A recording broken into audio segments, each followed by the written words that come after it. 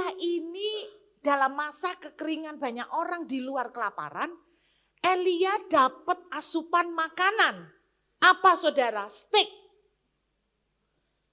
Oh, kalau Tuhan yang ikut campur, kualitasnya di atas rata-rata. Loh, kalau dia kelaparan, ngapain ngasihkan daging ke orang lain? Ya dia ambil sendiri. Ini enggak masuk di hitungan. Tapi ini kekuatan Tuhan. Mau dia kelaparan, kalau Tuhan sudah suruh kirim, Tuhan kirim.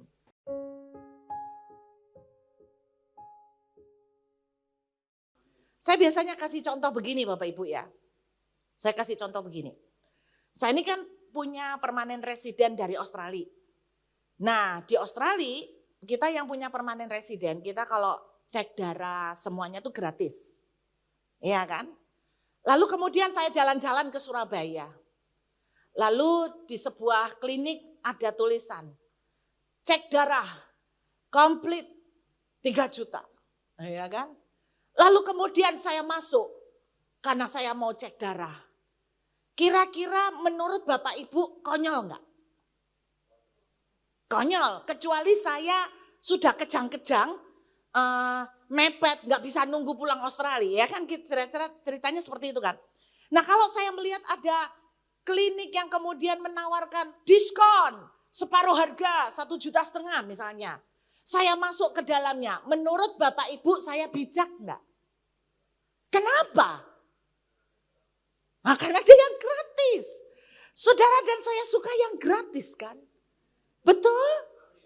Saya pernah punya teman orang kaya. Orang kaya.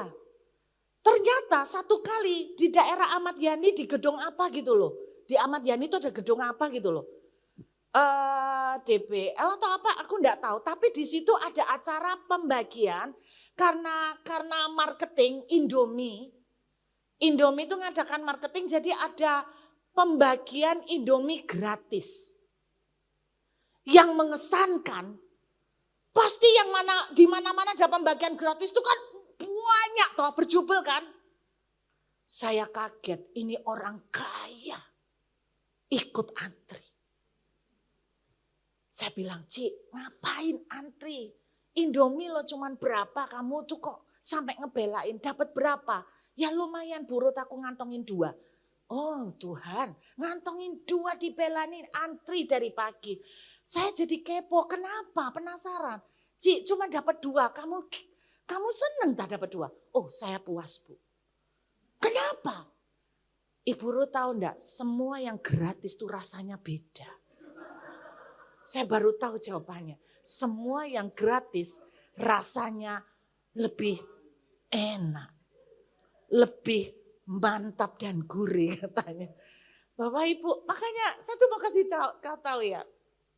Saya ini pegang PR-nya Australia, lalu saya punya fasilitas untuk mendapatkan pengobatan maupun cek gratis. Ya toh. Tapi ketika sampai di Surabaya karena ada dengar kata diskon, mungkin saya mendaftarkan diri untuk ikut pengobatan. Saudara, Anda akan setuju dengan saya, itu sebuah keputusan yang kurang pinter. Betul? Terus Anda tanya sama saya, Bu Ruth, kenapa kok Bu Ruth cek di sini? Kan bisa pakai fasilitas Ibu Ruth sebagai PR di Australia. Terus jawabannya saya gini, lupa aku. Aku lupa kalau punya fasilitas. Saudara, hidup ini ada susah. Tapi saya berdoa jangan lupa. Anda punya Tuhan. Yang katanya Ayub pasal 41. Dia yang punya semuanya. Cuaca boleh tidak kerjasama sehingga panen tidak terjadi. Tapi Anda lupa Tuhan berkuasa di atas cuaca. Anda bilang panenan makin berkurang dan tambah sepi. Anda lupa Tuhan berkuasa di atas semua orderan. Amin. Nah ini Anda tepuk tangan berarti banyak yang orderannya sepi. Lo sudah bisa ditebak kok. Ya kan? Orderannya banyak yang sepi. Makanya saya cuma mau bilang jangan gara-gara melihat apa yang di depan Anda sampai lupa bahwa Anda punya Tuhan yang menguasai semuanya. Anda sebutlah krisis, Bu. Tuhan di atas krisis. Anda bilang ekonomi lagi seret, Bu. Tuhan di atas kondisi ekonomi. Amin. Jadi karena itu jangan lupa libatkan jalan sama Tuhan. Nah, saya tunjukkan lagi Bapak Ibu.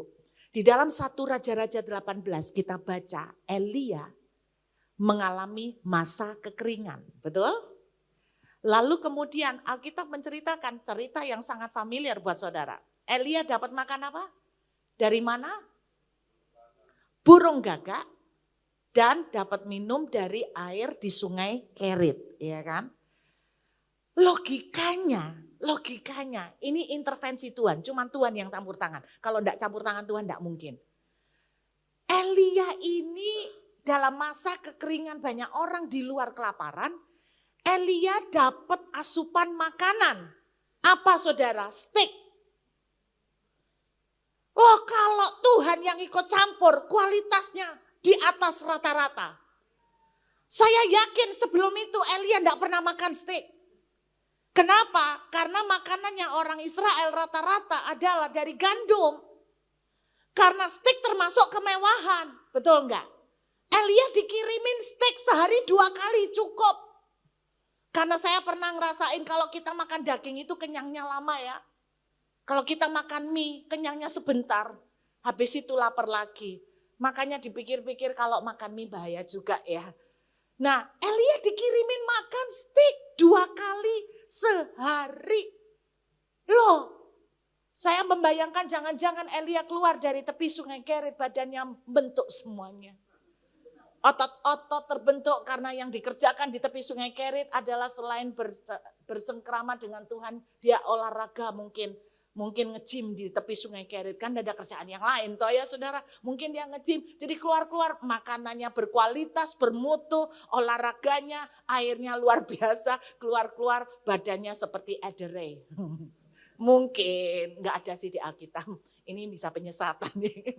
Jadi intinya, Anda bayangkan orang-orang pada umumnya cuma makan gandum, tapi Elia dapat makanan daging.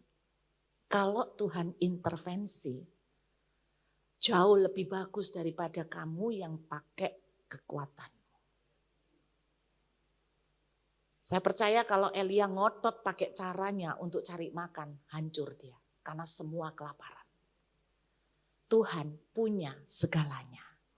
Saya sempat mikir loh, Bapak Ibu kan enggak pernah mikir. Yang dibilang sama pendeta kan rata-rata gini. Ini yang terjadi pada Elia dibawain daging ini enggak masuk akal. Karena yang membawakan daging bukan Gojek. Karena yang bawa daging itu burung gagak.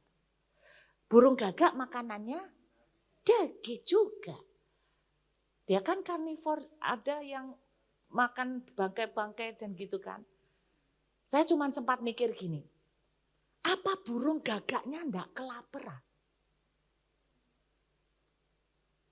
Loh kalau dia kelaparan, ngapain ngasihkan daging ke orang lain?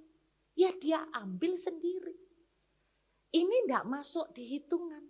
Tapi ini kekuatan Tuhan. Mau dia kelaparan, kalau Tuhan sudah suruh kirim, Tuhan kirim. Saya ingat beberapa puluh tahun lalu Bapak Ibu, ada seorang oma. Dan puji Tuhan, oma itu saya masih ingat karena namanya Oma Ruth. Tapi bukan saya, Oma Ruth beneran. Dan dia itu enggak punya anak di tempat yang jauh. Dan waktu itu masa sulit, dan dia itu enggak kepingin ngerepotin dan nyusahkan anaknya. Dia enggak mau membebani anaknya. Singkat cerita, dia tuh orang yang ya namanya oma, mungkin kerjanya sehari-hari cuma bergaul dengan Tuhan. Saudara, saya masih ingat dia cerita setiap hari dia dikirimi makanan melalui seekor anjing kampung. Orangnya tinggal di daerah Darmo, zaman dulu. Saya enggak tahu apakah beliau masih hidup. Dan dia dikirimin dikirimin makanan setiap hari dari seekor anjing. Lucunya anjing itu bawa tas kresek. Kadang anjing ini bawa tas kresek, isinya daging. Kadang dia bawa tas kresek, isinya sayur. Pertanyaan saya tanya sama si Oma, Oma siapa yang resekin? Dia bilang, saya juga enggak tahu. Lah itu anjing punya siapa Oma? Saya enggak tahu, tapi yang saya tahu dia anjing kampung. Karena modelnya dekil. Tuhan bisa pakai loh. Anjing bawa tas kresek isi daging, enggak masuk akal. Itu pernah terjadi di Surabaya. Pada Oma yang namanya Oma Ruth, saudara. Karena Tuhan yang punya semuanya. Mau ngalamin itu? Anda jangan lupa, jangan pakai kekuatanmu. Ada Tuhan kita yang di atas semuanya.